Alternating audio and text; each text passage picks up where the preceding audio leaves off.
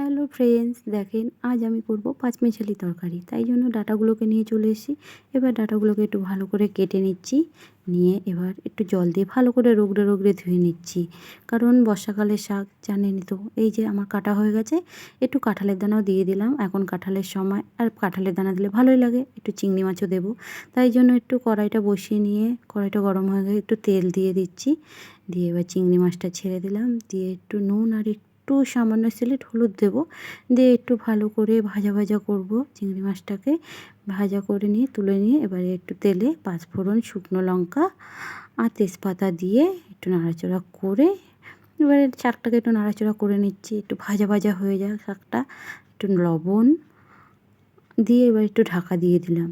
শাকটা একটু মজে গেছে, দেখছেন ভালোই সুন্দর একটু নরম হয়ে গেছে। এবারে কাঁচা লঙ্কা, জিরের গুঁড়ো, একটু আদা কুচি, একটু হলুদ দিয়ে একটু ভালো করে নাড়াচাড়া করে নিয়ে একটু জল দিয়ে একটু নাড়াচাড়া করে নিয়েছি। একটু চিনি দিয়ে দিলাম। দিয়ে এবার ফুটতে দিলাম। ফুটে এবার চিংড়ি মাছটা দিয়ে দিলাম নামানোর আগে।